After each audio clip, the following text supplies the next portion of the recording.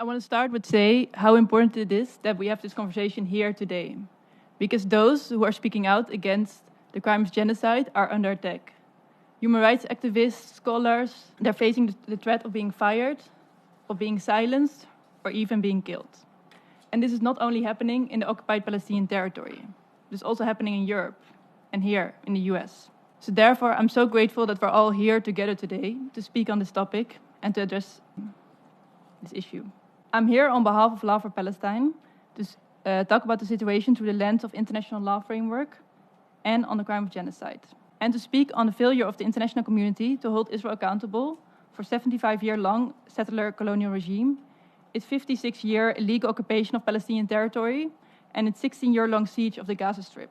Its impunity over decades of international crimes, including crime of apartheid, has accumulated in the past months of horrific violence, including war crimes, crimes against humanity, and a crime of genocide, now all conducted with impunity. Because it should be clear, based on the legal research that Law for Palestine has conducted, what we're witnessing now is a crime of genocide. The indiscriminate bombing of Palestinian people, medical service not being able to respond to the people who are still trapped under the rubble, and we have lost connection with most of our colleagues in Gaza. Some of them have lost their houses, their family members, and it is with pain to say that we don't know if any of them are still alive. And this is happening at a moment when the UN Security Council is failing to take action and failing to call for a ceasefire. A ceasefire which is crucial in this time to end the suffering and to stop the crime of genocide from happening. So on the crime of genocide. Genocide requires both the intent and the act to happen.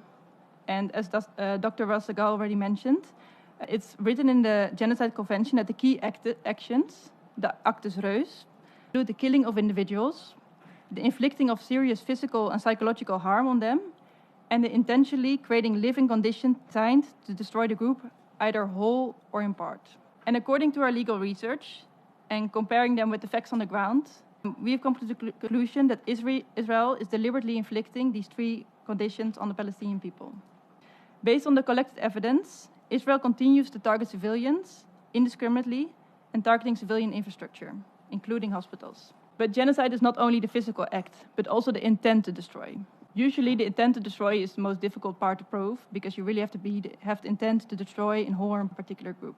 But in this case, as Ras already mentioned, the intent by the Israeli leaders has been very explicit. By the Prime Minister, by the President, by senior cabinet members, and by military leaders. These statements clearly constitute the mens rea, the mental element of the crime of genocide, and demonstrate our knowledge of the acts that are being committed. Law for Palestine has been working since the 7th of October to create a comprehensive database of genocidal statements by public officials, including the ones that Ras already mentioned. We've collected so far over 500 statements that demonstrate this intent, often of those who are in the chain of command. And these statements include the deliberate decivilization of civilians by equating them with combatants. According to our legal experts, these statements also cover the actus reus of the crime of genocide, such as statements on the cutting of electricity, internet, fuel, and the targeting of journalists, with the goal of exterminating civilians. Raphael Lemkins, the author of the genocide, has written that the crime of genocide is not limited to the acts of mass killing, but must encompass a coordinated plan, aimed at destructing the essential foundations of the lives of the national and ethnic group. In Gaza, we've seen explicit evidence of Israel's plan and its continued execution of this plan. An example of this is Israel's 70-year-old Dahiya doctrine, a military strategy of disproportionate force to weaken the population, to a point where mere survival supersedes resistance. For the past 8 weeks, we've seen this doctrine into force, including Israel's announcement of a total siege of Gaza, the systematically and deliberately denying of life-saving resources, including food, water, electricity, fuel, to the entire population of Palestinian population in Gaza. It has come to the point where the UN World Food Programme has stated that households in northern Gaza are experiencing alarming levels of hunger. At least 97% of the households in northern Gaza have inadequate food consumption, with 9 out of 10 people, 9 out of 10, going one full day and one full night without food. The Genocide Convention has 152 signatories as of date, meaning that 152 members recognize the importance of preventing the crime of genocide from happening. Since its inception in 1948, it has become customary international law, which has also been reiterated by the ICJ on numerous occasions. So this means that not only 152 signatory states are obliged to comply with the convention, but that all member states of the international community are obliged to comply. Further, the ICJ prohibition on the crime of genocide constitutes a US COGAS norms.